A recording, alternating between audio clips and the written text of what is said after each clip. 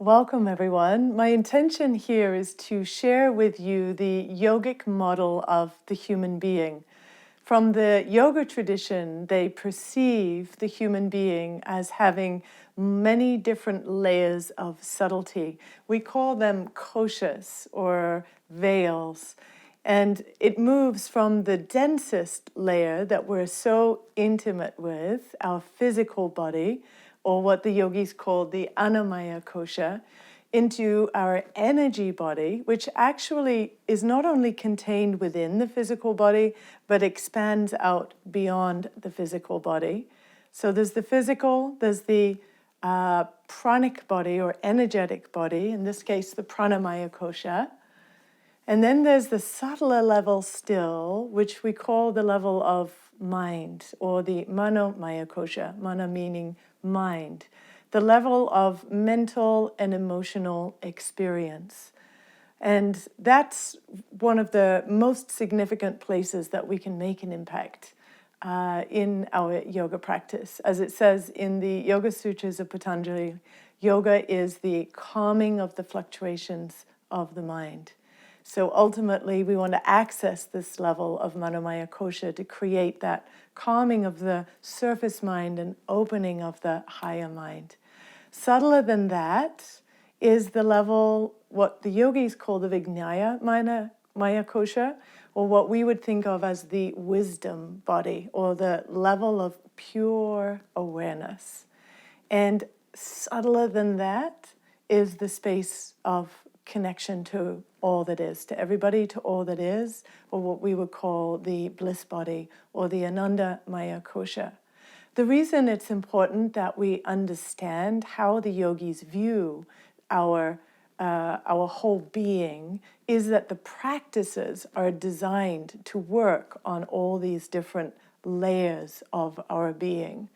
And one of the big turnarounds for me in my practice and my teaching was the understanding of particularly the pranamaya kosha and how much impact we can have through shifting our energy. So I'll take us through each one of these layers and talk about the different practices that impact them and best practices that we can do so we can keep this vehicle that we think of as our self, that we can keep it in an optimum way. We can have full vitality, mental clarity, and deep spiritual connection.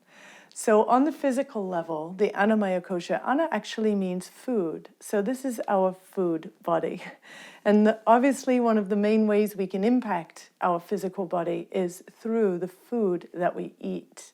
So there's the saying, we are what we eat. So the cleaner, the more pranic rich, so the more vital energy in the food, obviously the healthier we are. So as yogis, we tend to eat a very plant-based diet that gives us direct access to the vitality and the vitamins that are available in the plant kingdom.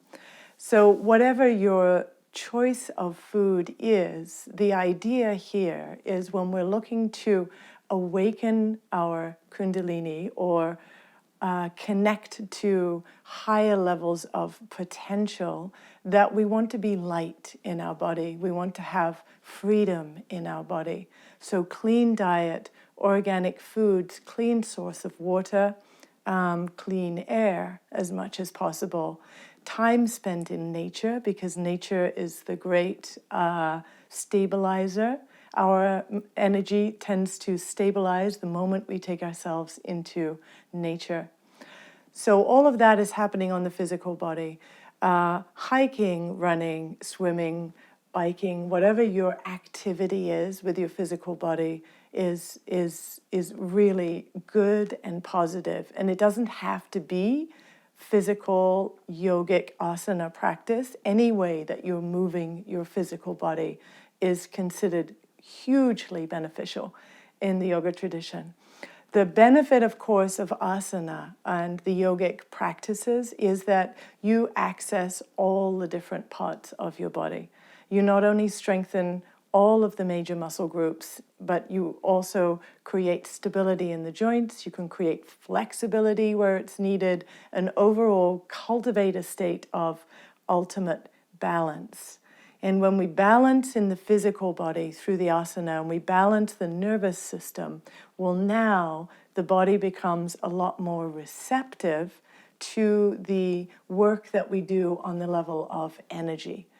So physical body, we're much more used to dealing with. Energy body, this is an extraordinary, powerful place for practice, because when we start to work particularly with the breath and with dynamic movements in the body, well, now we start to build what we call prana, or this potency of energy. We take energy that's stagnant, that's in a heavy, lethargic, inert state. We enliven it, and through the sequence of postures, we direct it and stabilize it where we want it. Usually we want to stabilize the energy in the navel, in the heart, or in the third eye, all places where we can cultivate a greater sense of balance and connection with ourselves. Within the pranic body, or the energetic body, there are what we call nadis, or channels of energy. Think of this as the inner irrigation system for your body. The yogis, in their great wisdom, figured out that there's somewhere around 72,000 of these energetic flows in the body, the way that the energy is keeping the body and the surrounding area of the body healthy and vital. What does energy feel like? Energy feels like vibration. So if you're wanting to tune in to the experience of your energy body, you tune in and you start to sense vibration. Once you get used to tuning in to your body, you start to get more alert to where energy is in the body and how energy feels different when it's congested and heavy versus light and spacious. To me, this was a language I had to learn. I didn't seem to come into this life with so much subtlety that I could feel energy in that way. I could feel my muscles, I could feel my body, but energy was another level of intelligence that I had to learn.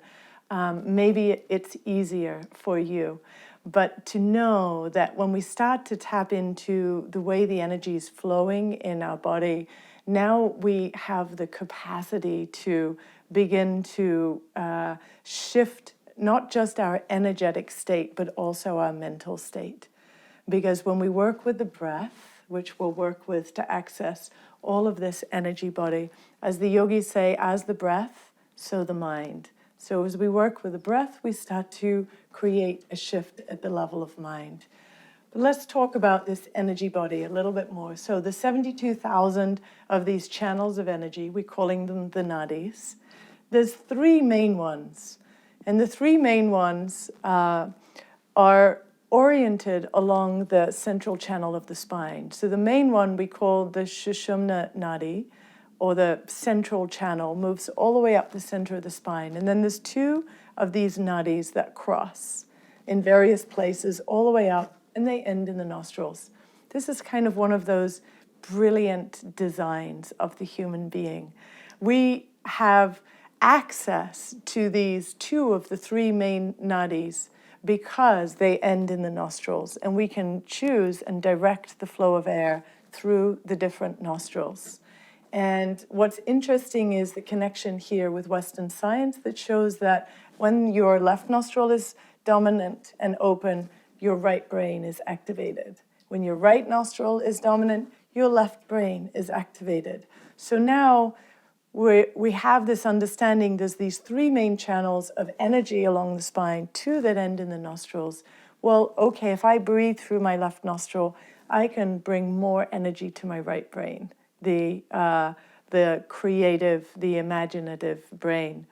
If I breathe more through my right nostril, I can bring more energy to the left brain, the logical side of the brain. So right here, you can see that through these yogic techniques, we begin to gain access to how we're thinking and how we're directing the flow of energy in the brain, which can then impact our thinking and our capacity to focus, to be clear, or to be calm when we need to be. So there's an enormous power in this recognition of how we can coordinate ourselves internally and create balance through the breath. So these nadis send the flow of energy around the body. The main three, as I mentioned, going up the spine. When you balance the Ida and the Pingala, they're called, and I'll talk about them a little bit more in a moment. When we balance the Ida and Pingala, we open up the central channel. And this is one of the key teachings in the yoga tradition. When the central channel opens, it's like the earthquake moments you have in life where you have an aha and inspiration dawns, understanding dawns. Often it happens when we go from a very active state to a passive state. From a very active state, usually the right nostril is dominant. We go to a passive state, the left nostril becomes dominant. And in that moment, when it shifts from one to the other, the central channel opens, and there's that eureka moment you might have in the bath after a busy day, when you actually quiet down and the brain calms and the inner being opens, and wow, you get the understanding you've been seeking. So the nadis are very important. The pranavayus. The pranavayus, this is the way that this energy governs different areas of the body. And I'm going to talk more about this because this part of the yogic model of how the energy works in the body is very important to understanding how we awaken what we're calling Kundalini, or the infinite potential within us. That actually happens when we use breath control and energetic locks to create an energetic pressure within the body by mixing a couple of these two energies. So I'll get more into that. And then in this pranic level of our being, we have what we call the chakras. Chakras is something many people have heard about. A chakra happens when 3 or more of these 72,000 nadis cross. A marma point happens when 2 cross. A marma point is like an acupressure point. So when 2 of these inner channels of energy cross, it creates a certain energetic vortex that when you stimulate it, for example, with acupressure points, you open up the flow of energy in the body. That's how acupuncture works. The chakras is when 3 of those nadis cross. And what happens when they cross is they start to create a vortex of energy, like a flow of energy, which the yogis call chakras, just meaning a wheel, like a turning of energy. And these are important just in that the yogis laid out like an inner roadmap for understanding the different developmental stages that we go through as human beings, and that help us to understand where we may be caught in old limiting beliefs, and how to use practices that will help us to release whatever the belief pattern is that we have in our life. Here is a view of the 3 main channels that I mentioned. So when you hear of the Ida, the Pingala, the Sushumna is this central channel going all the way up through the spine. Many beautiful names for it, all to do with the auspiciousness of what can happen to us when we come into a supremely balanced state. That when we're balanced, when we're still, and when we're very focused, higher inspiration, ideas, creativity, higher levels of consciousness dawn, and we evolve. And that happens with this cultivation of balance. So the Pingala connects to the right nostril. And it's heating, it's to do with the sun. The left nostril, the Ida is the energy of the moon, and it's cooling and calming. Every 90 or 120 minutes, the nostrils change dominance from one side to another. Interesting side fact, the place that I first learned that was when I was on the phone waiting at some corporation. I was waiting, you know, and instead of playing me some kind of elevator music, they played this little sequence of, did you know that? And this was, did you know that every 90 or 120 minutes, your nostrils change dominance? I was like, oh, I didn't know that actually. Great.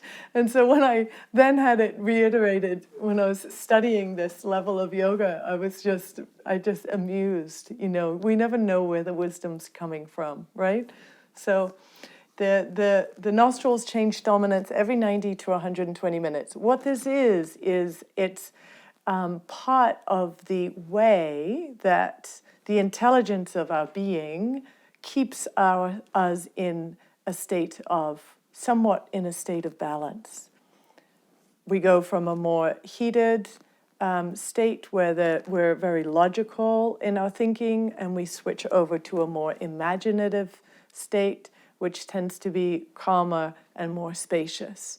The interesting thing here is that if you catch yourself in a state of being that you don't want to be in, that is uncomfortable for you, and you want to change, you can just pay attention to which nostril's dominant by putting your finger underneath your nose and then changing. My right nostril's dominant, and it's right because I'm in an active, projective state where I'm communicating something with a little bit of intensity to help me stay focused and you stay focused and hopefully deliver information that's useful. So that makes sense that my right nostril is dominant.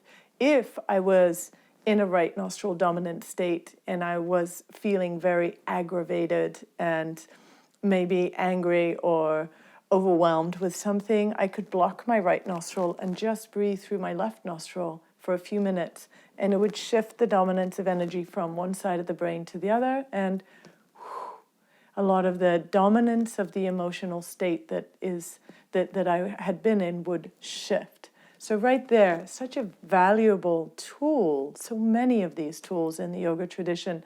So what you find with a lot of the pranayamas or prana breath practices that are leading you toward a meditative state is that it has to do with balancing through the left and the right nostrils to create the calmness, balance in the nervous system, the parasympathetic, the calming side of the nervous system, and the sympathetic, and creating a sense of just calmness and connection inside. So this is very relevant in the understanding of how to cultivate that balance when we want to maintain neutrality in our mind and to access a meditative state. Next, we have the chakras, or the energy centers in the body. There's many different systems and models of this within yoga. So the one that I'm going to share with you today is a sort of a slightly westernized interpretation that has an enormous value when it comes to us understanding the interconnection of the mind, the energy, the mental, emotional state, and ultimately connecting into deeper states of awareness. Because the map, if you like, this internal map of the chakras just shows sort of a development from through all these different stages of our life. And if you actually look at the developmental stages from birth through 7 and then up to the early teens, you'll see this progression through the chakras reflected. So at the very root, or the first chakra, which is at the base of the spine or the pelvic floor area, it's called Muladhara, or the root center. It's the element associated with it is earth. And this is the place of feeling secure, grounded, connected to your tribe, connected to your family. And so when we move around a lot in our life, for example, as young people, or if there's any fear in our life as a young person, or if there's any overstepping of personal boundaries in our life as children, to do with physical pain or infliction of physical pain, all of that kind of gets stored in this survival energy that we all have, this desire for self-preservation, this desire to feel safe and secure and connected. And so think of these chakras as like mini transformers that are helping integrate mind, body, energy, emotional being. And think of the way that you program a computer and you put on a software. At some point, as we know, we have to update that software. And so what happens in these chakras is there's the belief systems and the programs that we take on, especially in the first 7 years of our lives, those programs, those survival mechanisms that we create tend to be very dominant in our life. And if we're not upgrading our software, so to speak, if we're not able to observe when we're acting from a trigger point that connects us all the way back to a fear or a trauma that happened in our younger years. If we're not cognizant of that, we just keep repeating patterns over and over and over again. So what the yogis laid out here is really a wonderful map for the exploration of ourself. Who am I? Why do I act in the ways that I act? How can I be less triggered in my life? And how can I heal some of the core wounds that are unconsciously driving my choices in life?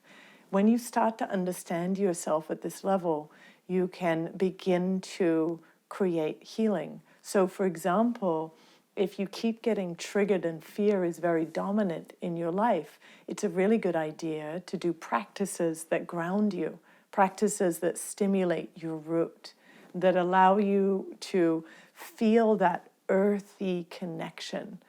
Because when you ground and stabilize your energy, and you come fully present, which is very much a quality of the first chakra, is presence. When you come present, you can recognize whether a fear is actually real or it's imaginary. And for most of us, the fears are imaginary. They're a projection into a possible chaotic, worrisome future, and not generally based in the present moment.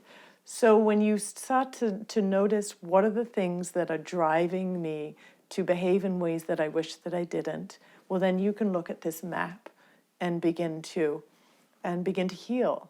So the second chakra, the Svadhisthana, or the abode of the self, the abode of the self, the element is water. This is a fluid area. This is taste. So if the root is smell, the earth, the smell, the second chakra is water and it's taste. So what do we get through our taste? We get a lot of pleasure. Think about all of our relationship with food and all of the foods that we love, and just the idea of tasting experiences as well. So this is connected to the joy and pleasure in our life. And because joys and pleasures are something that we tend to chase, it also can show where we can begin to lose a sense of containment in our relationship with the stuff that we're chasing to give us pleasure. So hence addictions and things come in at this area of the sacral chakra. So feelings, desires, pleasure, our attachments. We tend to get attached to the things that give us pleasure. And so just noting that. Obviously, if we've ever had any trauma around our intimate relationships, this is shown in the sacral chakra.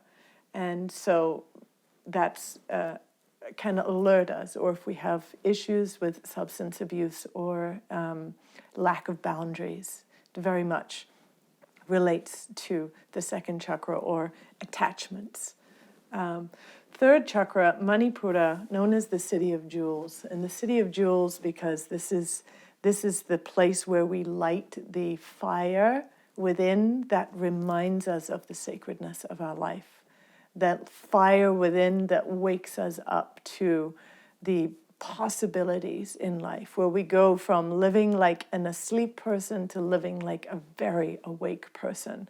So the navel center is that moment in our development where we start to see ourselves as a unique identity. It's the beginning, if you like, of the egoic self, of that small self-identity. It's the place of our personal power and manifestation, and the element is fire. And fire does what? Fire allows us to see.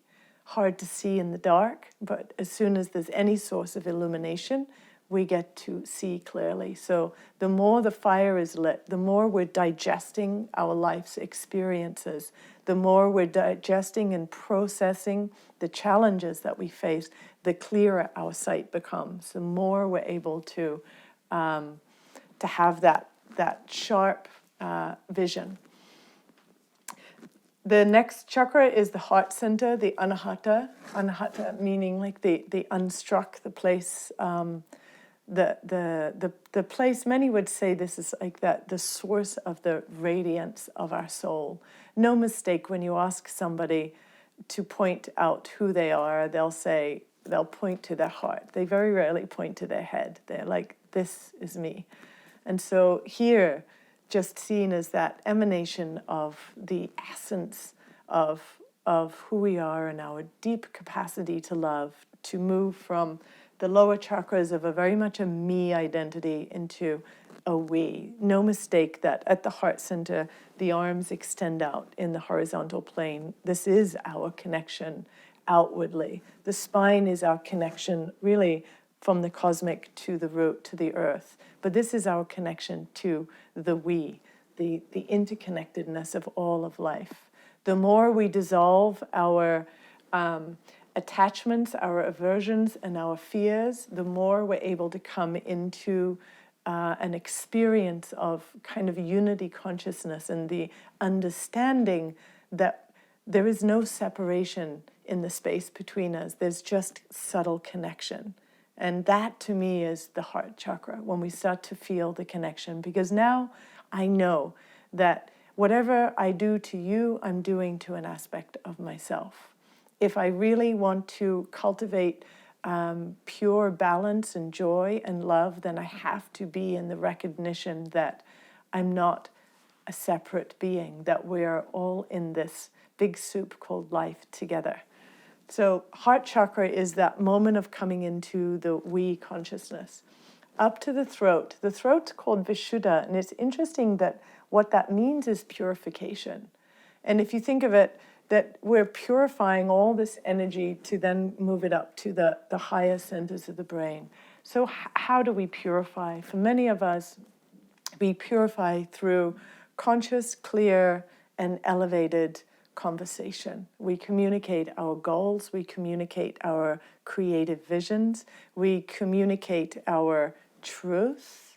The big caveat there is communicating something as long as it's kind and helpful and does not create any pain for others.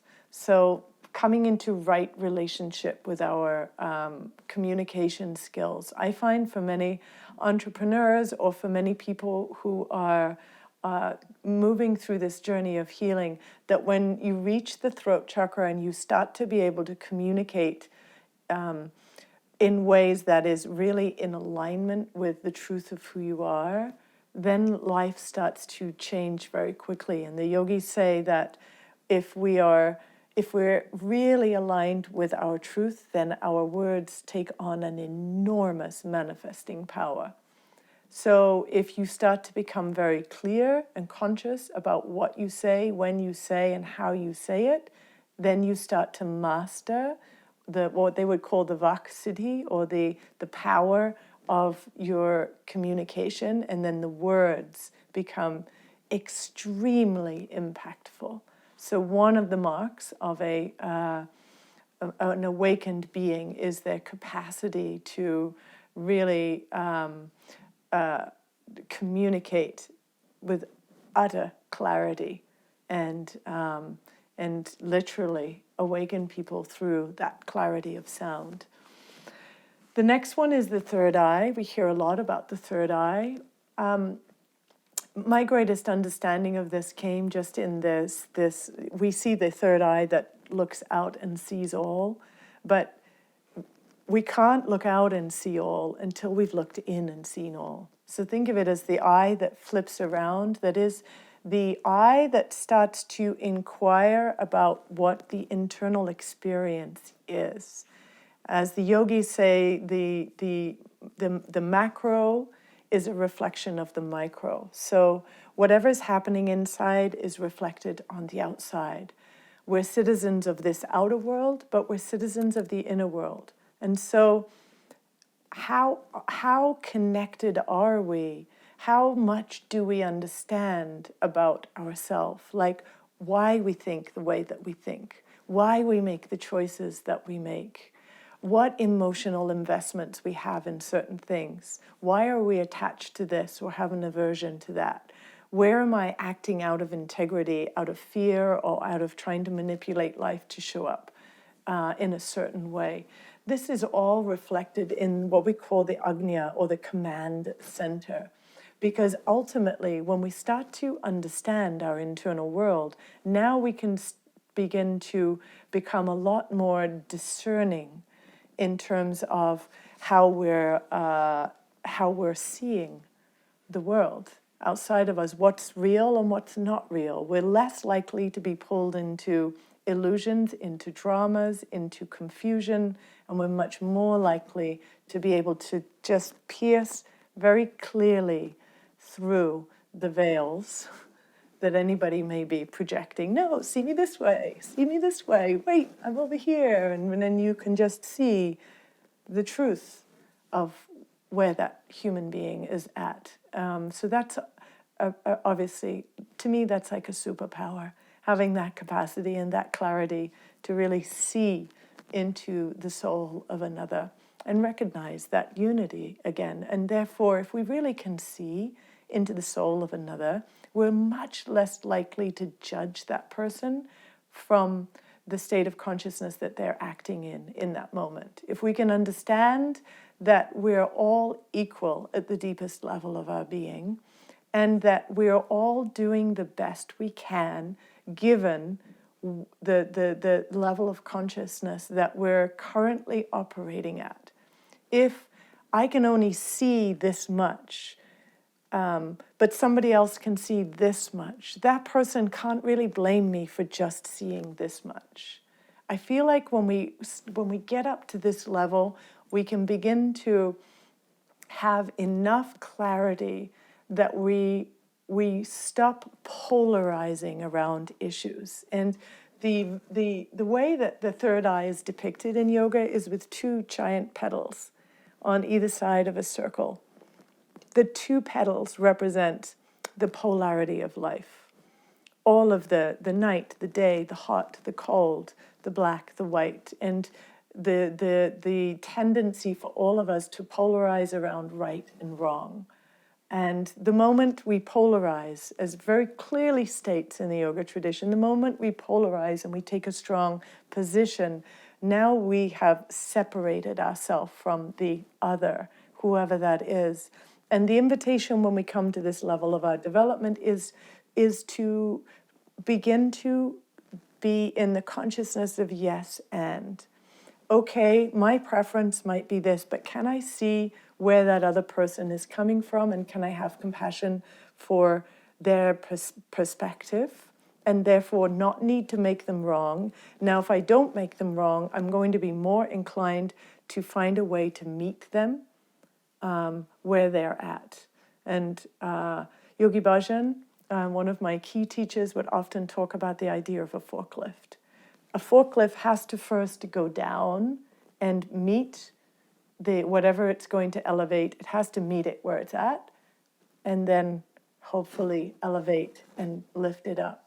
But the key teaching for me here is, and especially in the world right now, can I not polarize and just make somebody else wrong? Can I accept that everybody's operating from the level of consciousness that they're at? And this is a key distinction in the yoga tradition, where we're not looking at we're not looking at the world in terms of good and evil. It's just consciousness and unconsciousness, and understanding where the unconsciousness is coming from, and looking at ways to illuminate it and heal it without making it wrong.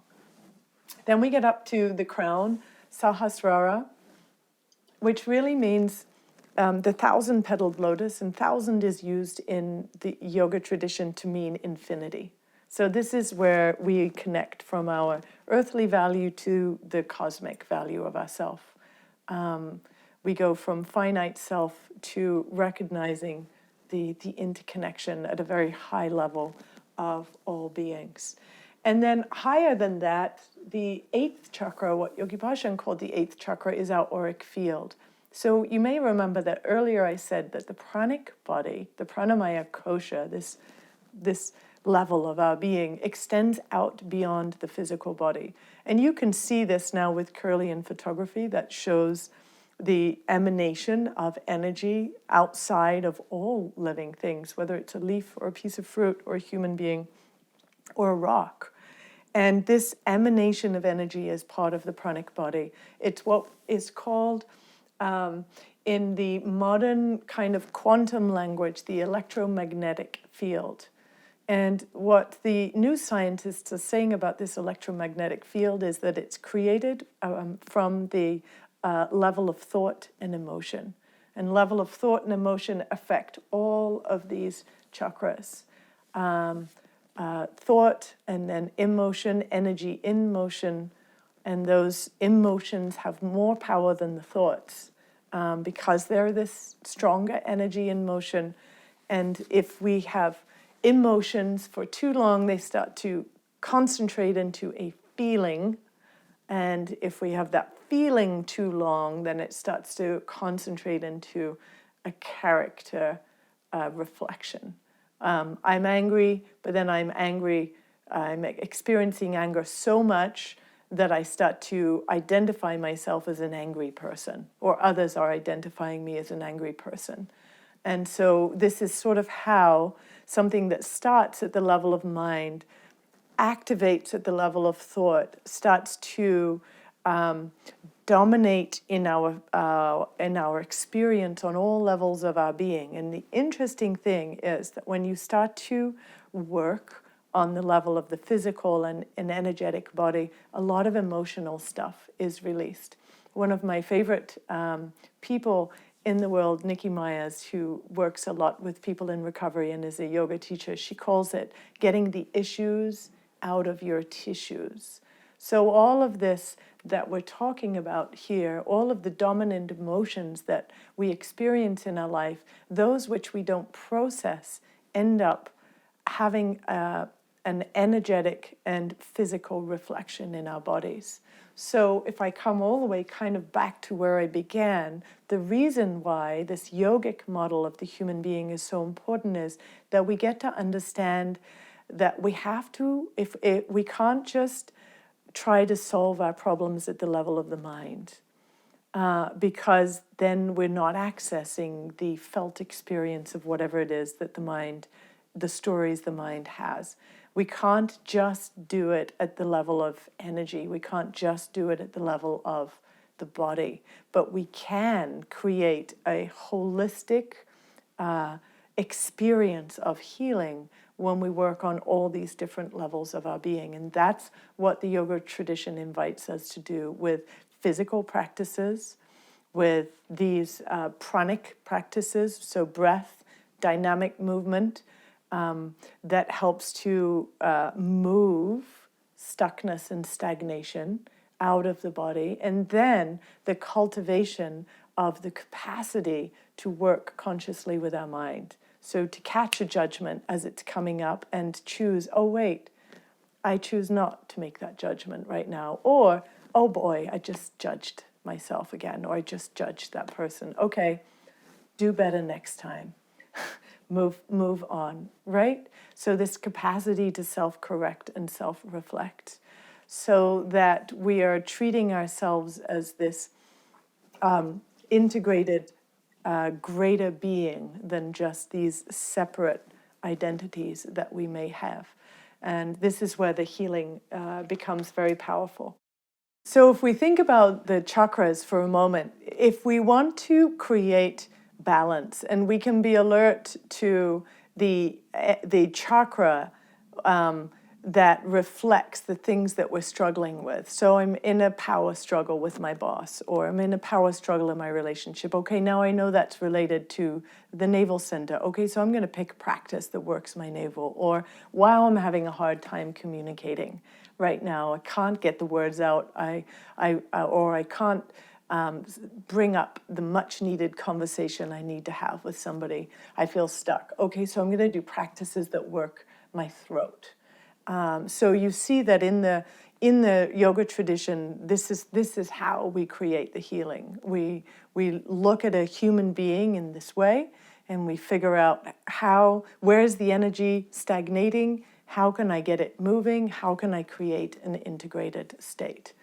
So the last little piece of this pie, of this puzzle, this sort of flash view of the yogic model, is this idea of, we call them the pancha pranas, or the five, pancha meaning five, and pranas meaning like prana vayus. Vayu is wind. So the ways that the air, the energy flows in our body.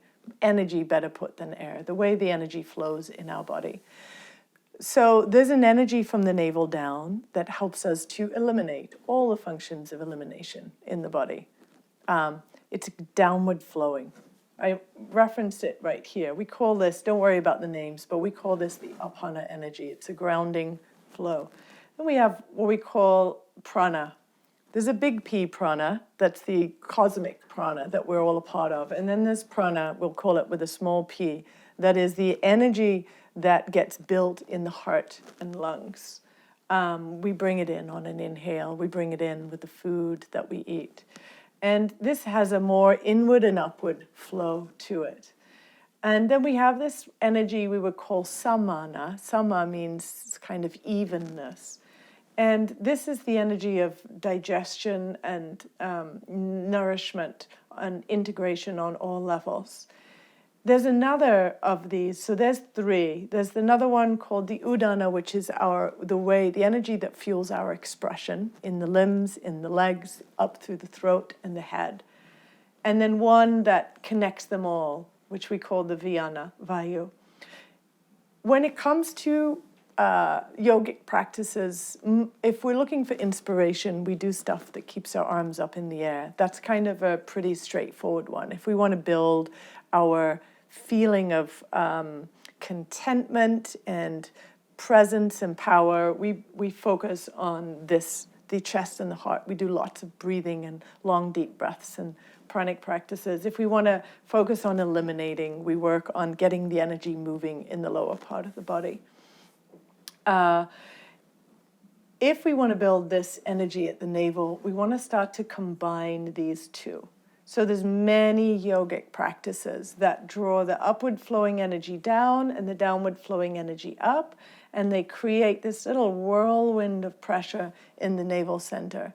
And it's actually said that doing this, creating this pressure in the navel is what helps us to purify at a deeper level. When we talk about awakening Kundalini, we're talking about awakening to the potential within us, our deeper capacities. And so in order to do that, we want to purify some of the veils, what the yogis say is the veils that cover our inner light.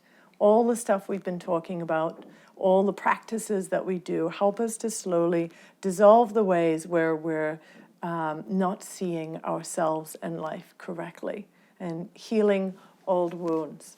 This mixing of the prana and apana is one of the key ways that we do that in a concentrated way. And that creates this rising of Kundalini. The yogis say the Kundalini rises up through the central channel. It's experienced in so many different ways for so many different people. The best way to think of it is just that you start to see more clearly. The more your Kundalini awakens, the clearer your perception becomes, the more likely you are to see things as they really are, as opposed to seeing them through the glasses of your 5-year-old or your 3-year-old or your 13-year-old self.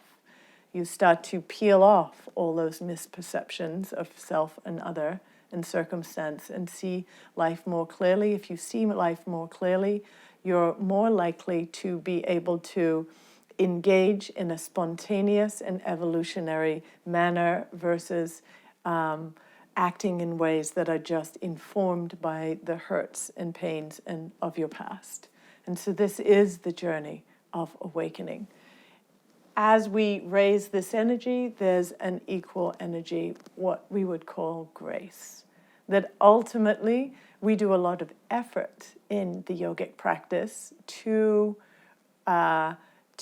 heal ourselves, to release congestion, to enlighten ourselves.